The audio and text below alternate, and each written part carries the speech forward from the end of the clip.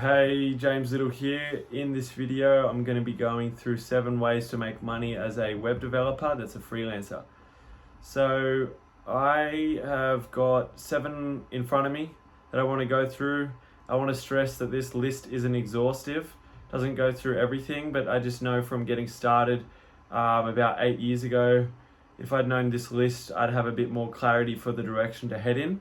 I recommend picking 1 or 2 of these, seeing how you go with it, and then seeing what tickles your fancy and which ones you like.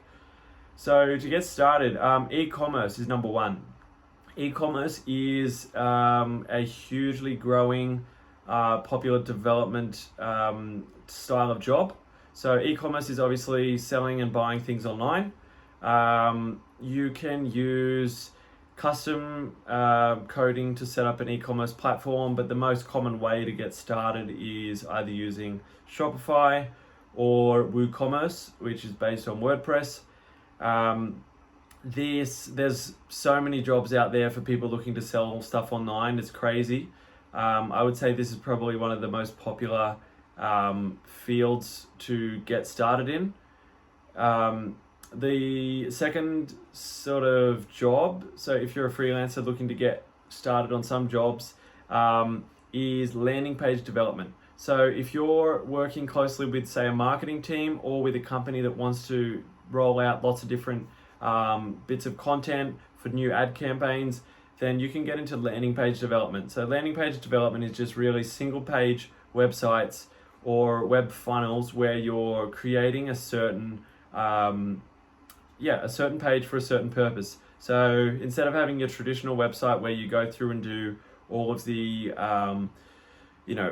all your standard pages, your home, about, contact, services, etc., this would just be a single page with a single purpose. So it could be generating leads, generating sales, opt-ins for certain classes, or downloading lead magnets, anything like that considers itself as a landing page. So next one is business websites. Business websites are just your basic website, which I was talking about. So most common platform for this is WordPress.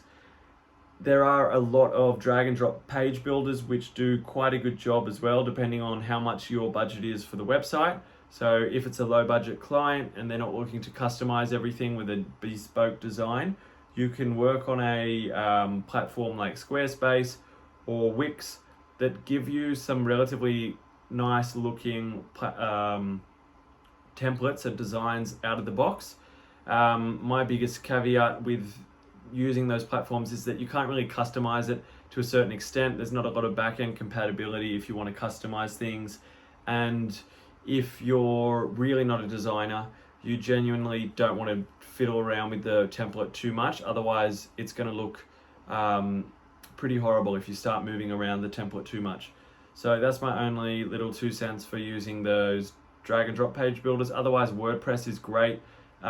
We use that for a lot of our current projects, and it's very flexible, has a lot of integrations and plugins for just about anything. So it can cut down development time and reduce the need to custom code everything, which can be helpful if you've got a small budget or if you're not keen to spend a lot of time on the project itself. So fourth point is a little bit more advanced. So this is MVP development. MVP stands for minimum viable product. And this is really for SaaS companies or software as a service companies who are looking to develop an app and to prove that the apps that they're thinking of actually has some market value.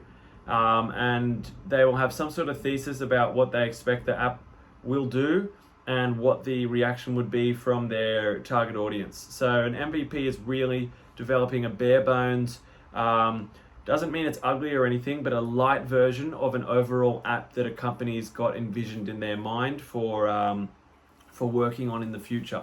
So those platforms, or those projects rather, they can vary in size, and I can do a whole nother video on MVP development, but just for the sake of keeping this video as short as possible, just think of it like building a light version of an app for a company.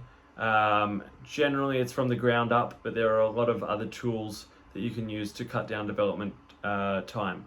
So the next point is, again, moving a little bit more advanced, is into ongoing software development. So if you're quite skilled already and you know how to code, there are a lot of companies out there that are looking for people to fill in for development needs that they've got. Either they are a SaaS company or they're a marketing company and they need someone to maintain their web apps or desktop software if anyone is using that in their agency they're working at. And what this involves is really just working on 1 or 2 projects where you're working on an ongoing basis, generally charging hourly, and working with their existing development team.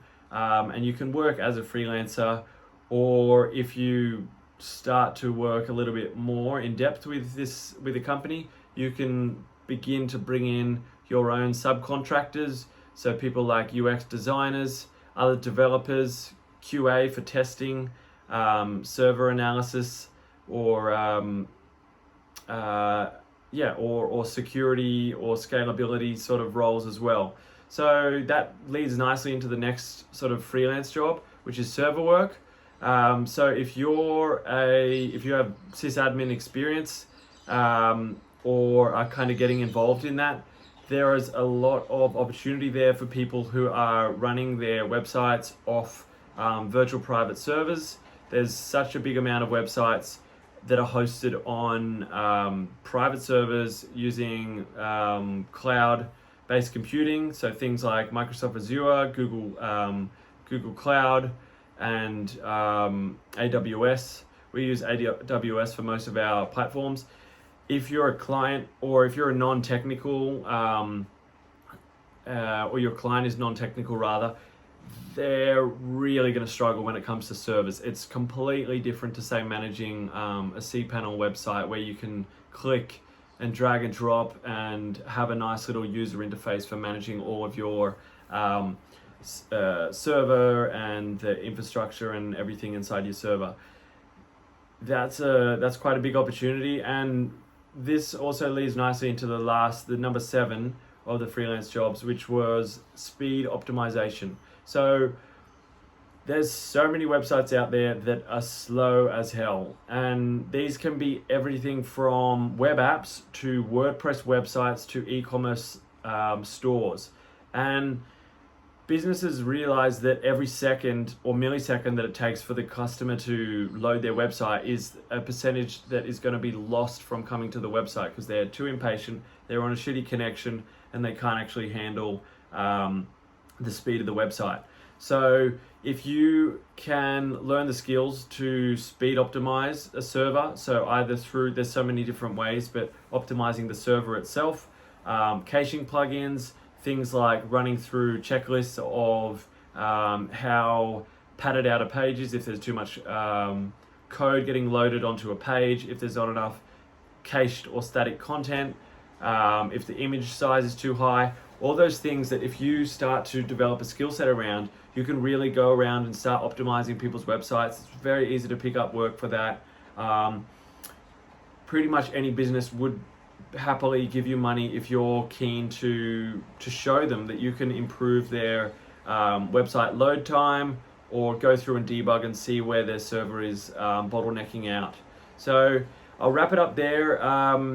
There's quite a few other directions you can go into with web development and going down different paths.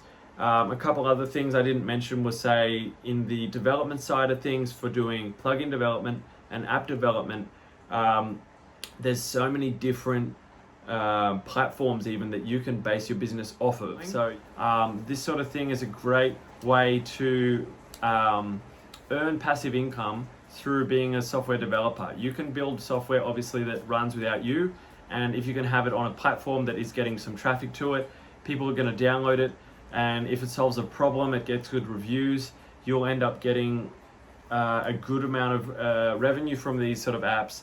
And it's a great learning experience for understanding more about the business side of things in terms of what are people that come to you looking for if they're looking to build an app, if they're looking to build a web app or a phone app or anything kind of in between. If you can understand, okay, Now I know that because I built this app, I've worked out that it's not just about what code or what language I've developed the thing on. It's about, does this thing function smoothly? Does it deliver the result that the customers are hoping for? Is it quick? How does it look? All those things you start to see like from the client's shoes, and in turn from taking that perspective of seeing things like a client would see them, makes you a lot more valuable when you're pitching your services, because you can all of a sudden say, look, I'm not just a developer. I understand from the business side of things that you need customers, and to have customers, you need your product to solve a problem, and to have that, this is what needs to be done. And if you can think of your website or your web app in terms of those that paradigm, it's going to put you on the shoulders of everyone else that's just talking in terms of, oh, I know this code, I've worked for this long, I like to build apps in my spare time, or whatever it is that you're saying in a job application. If you're showing the business value that you can provide someone, they're going to much more appreciate where you're coming from than just say from a very technical standpoint. Anyway, if you enjoyed the video, hit the like button. There's a link in the description to get more videos like this. And I'll see you in the next one. Thank you very much.